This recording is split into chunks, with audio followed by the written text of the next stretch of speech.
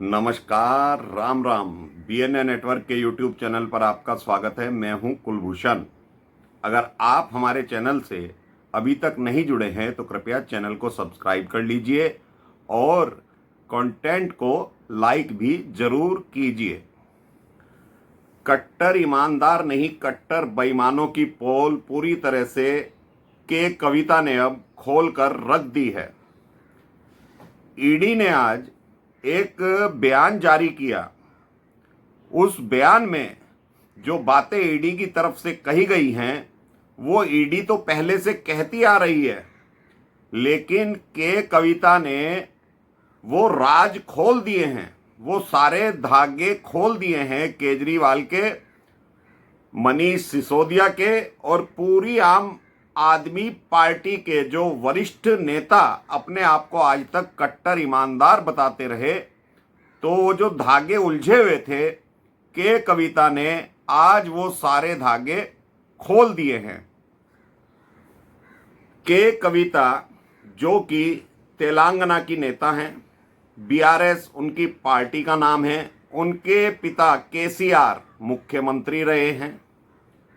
तो ये जो दिल्ली में शराब घोटाला केजरीवाल बोलता रहा है अब तक कि हुआ ही नहीं है, दिल्ली में कोई शराब घोटाला नहीं हुआ, और आतिशी, सौरभ भारद्वाज और अन्य प्रवक्ता जितने भी मंत्री हैं इस दिल्ली की सरकार में, इस कट्टर बेईमान की जमात में, ये जो नेता हैं ये सारे के सारे आज तक ये बोलते आ रहे थे कि दिल्ली में कोई शराब घोटाला नहीं हुआ। ये स्क्रिप्ट तो बीजेपी के ऑफिस पर लिखी गई है और हमारे नेताओं को फंसाया गया है।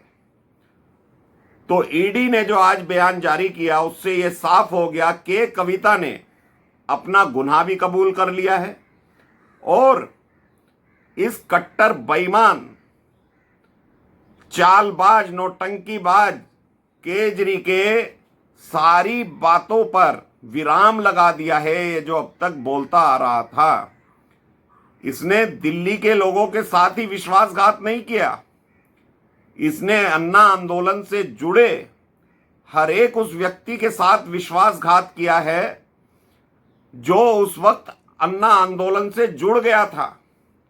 भ्रष्टाचार के खिलाफ जो आंदोलन चलाया गया था उसकी ये उपज है केजरीवाल।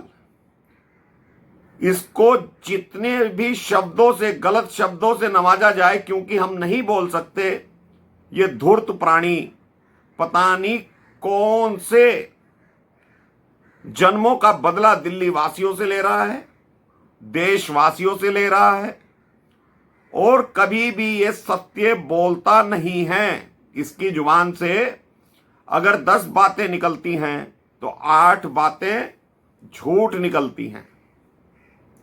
किस किस तरह से शराब नीति बनी, किस तरह से उसमें पैसों का लेन देन हुआ, ये सारे राज के कविता ने अब खोल कर रख दिए हैं। ईडी ने जब इस केस की जांच शुरू करी थी तो ईडी ने पाया था कि शुरुआत में ही 128 करोड़ रुपए की रिश्वत ली गई।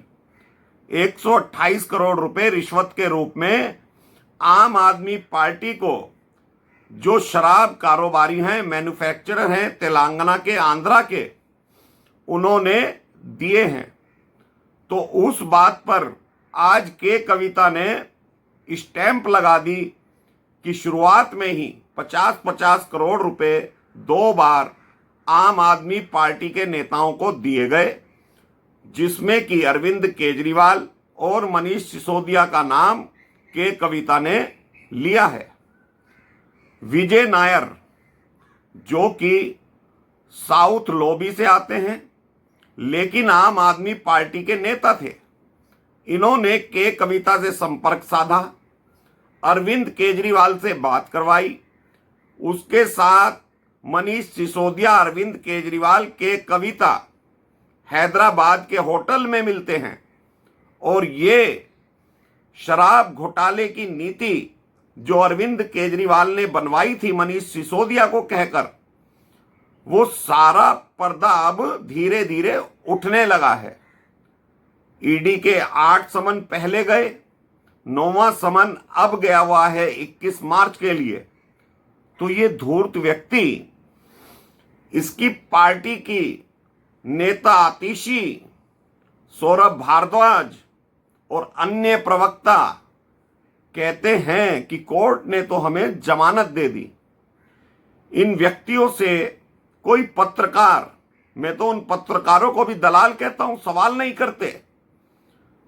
ईडी के जो शुरू में 8 समन गए हैं, 2 बार ईडी ने कंप्लेंट करी है राउज एवेन्यू कोर्ट में, और दिव्या मेहलत्रा ने इसको एक्यूज्ड माना है अरविंद केजरीवाल को।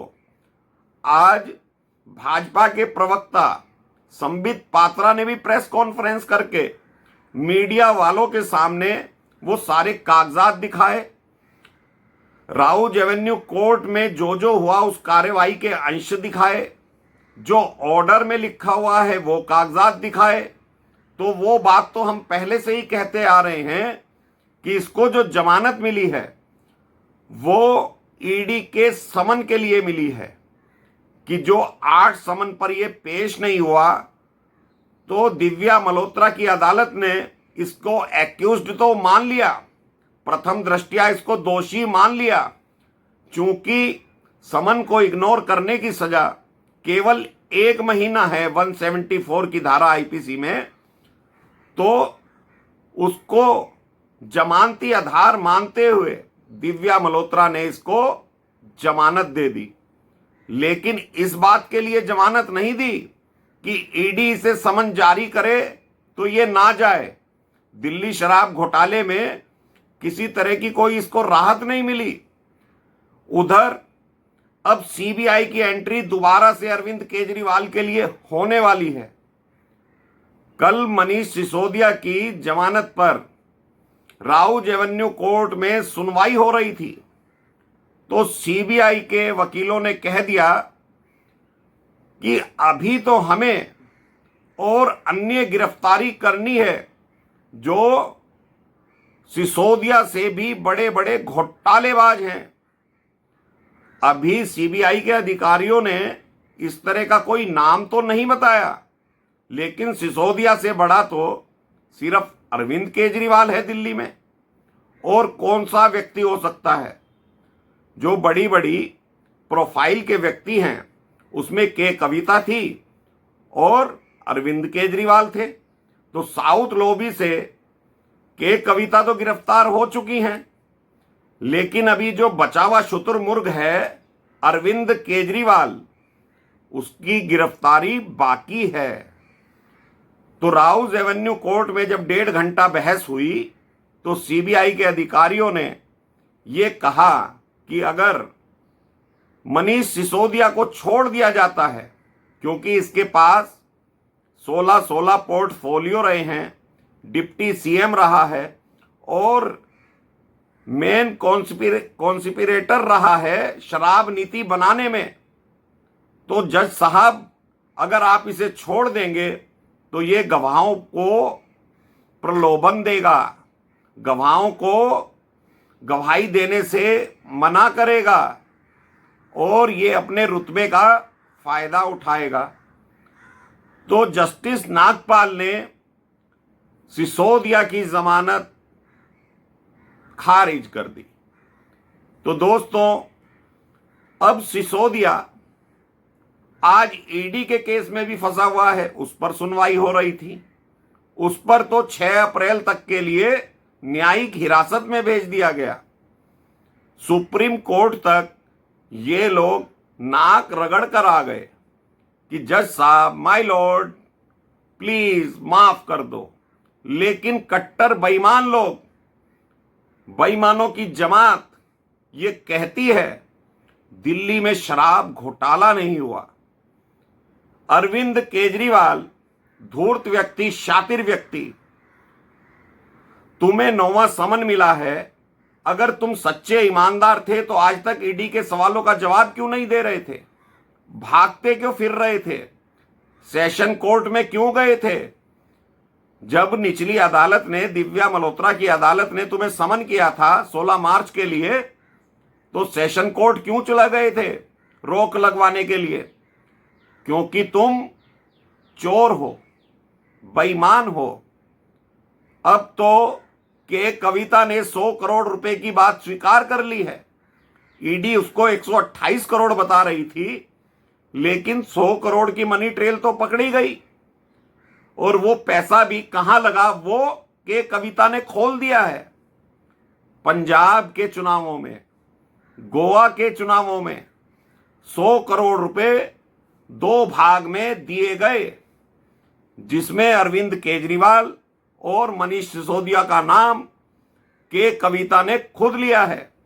उसने स्वीकार किया जितने भी मैन्युफैक्चरर कंपनी थी उनको लीड करने वाली के कविता थी।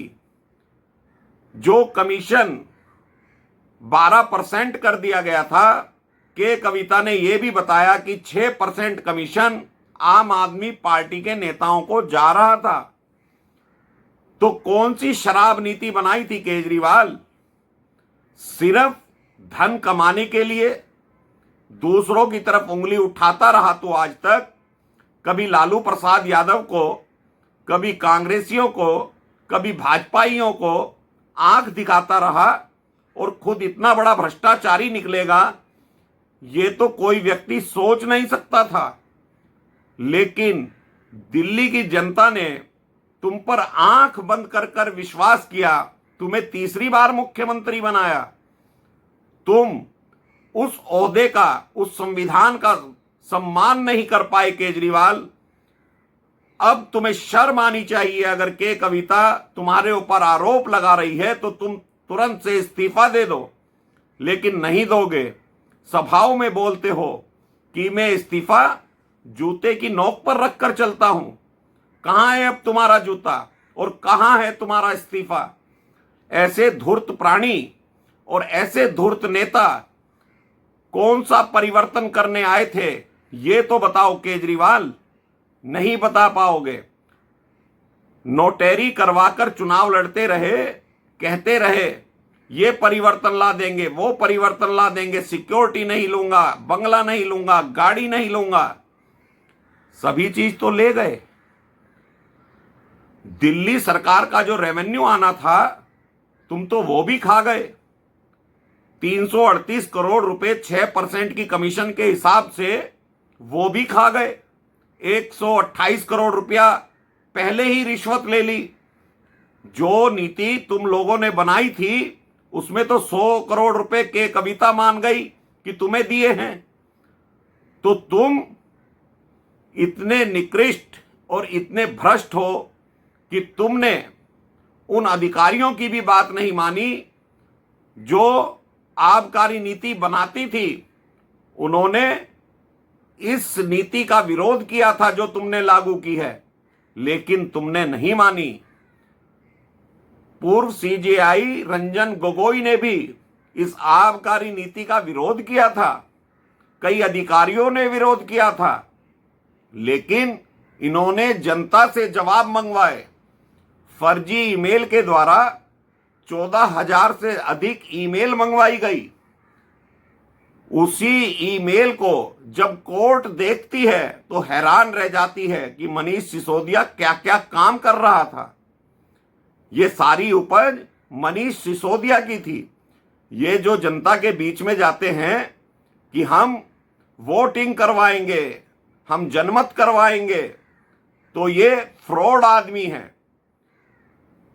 ये जो ईमेल करवाई गई 14,300 कुछ ईमेल करवाई गई थी, जिसमें इनके पास जवाब आए कि इनकी आबकारी नीति अच्छी है, ये एक ही ऑफिस में बैठकर जवाब लिखे गए। सिसोदिया ने 9 फोन तोड़ दिए, कोर्ट ने माना है। के कविता ने भी माना है, उसने डिजिटल एविडेंस मिटा दिए हैं।